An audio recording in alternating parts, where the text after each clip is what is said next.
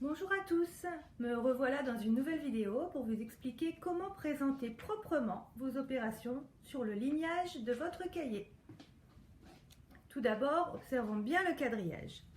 Nous voyons qu'il y a des lignes horizontales, les grosses lignes ici, violettes dans vos cahiers, et les lignes verticales, ici. J'appellerais, moi, les lignes verticales des brochettes. Et oui, la saison des barbecues se rapproche et nous allons en faire à ma façon, avec des brochettes d'unités, de dizaines et de centaines.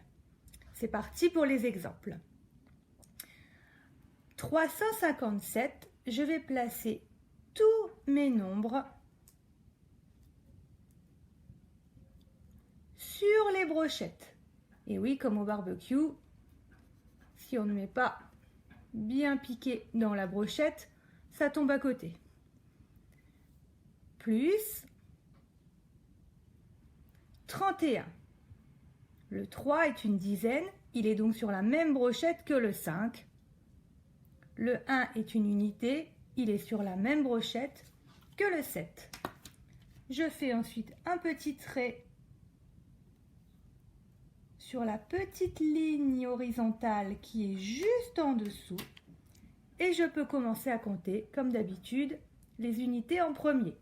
7 et 1, ça fait 8. Je mets le 8 sur la même brochette que les unités. Ici, ça fait à nouveau 8 et le 3 des centaines. Voilà, vous aurez remarqué que le plus également, pour ne pas faire de jaloux, est également sur une brochette, il n'est pas n'importe où. Pour effectuer l'opération suivante, nous n'allons pas la faire juste à côté, sinon ça va se mélanger et le correcteur ne va plus rien comprendre. On va donc laisser 3 brochettes libres, sans rien dessus. 1, 2 et 3. Et nous allons recommencer sur la 4e. Dans cet exemple, je vais prendre le nombre 689.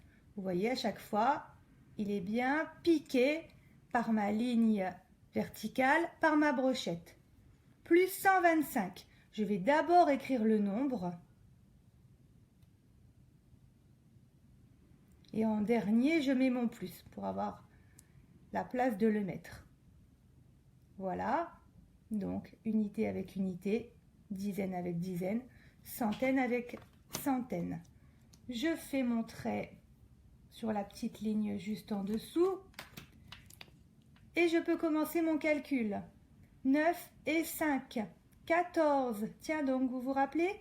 Allez, je mets mon petit 1 sur la même brochette là-haut que les dizaines et le 4 ici. 8, 9, 10 et 11. Ah, à nouveau une retenue. Je la mets là et le 1 ici.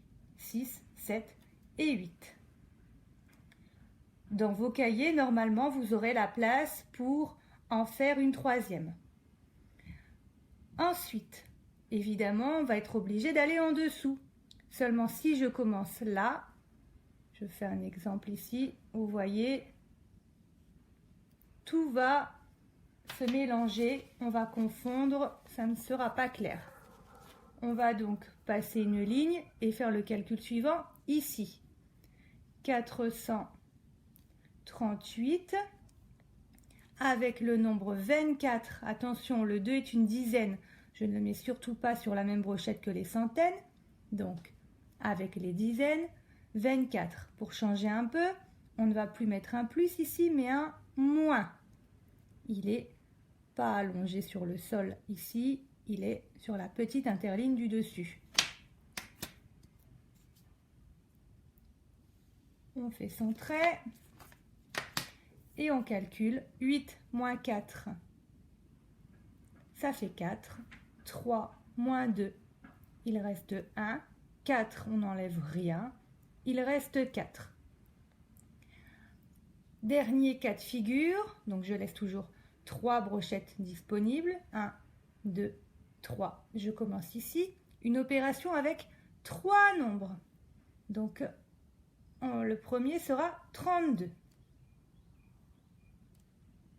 Le deuxième sera 123.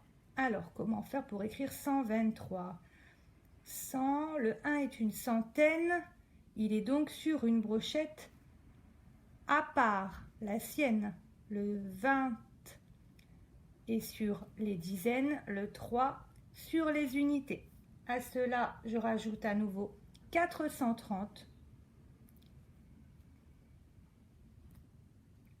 Je peux maintenant mettre mes plus. On avait donc 32 plus 123 plus 430. Les plus sont également sur une brochette. Vous remarquerez que je ne mets pas de signe égal. Ça ne sert à rien. Je considère que le trait de l'opération équivaut au égal. 3 et 2, 5. 3 et 3, 6 plus 2, 8. Je me trompe exprès, regardez ici. Ça ne va pas. Je dois bien le mettre en dessous, sur la même brochette que les dizaines. 4 et 1, 5. Voilà. En respectant ces quelques règles simples et en pensant aux brochettes, normalement, votre cahier sera bien propre. À vous de jouer et de vous entraîner sur votre cahier. À bientôt, bisous à tous.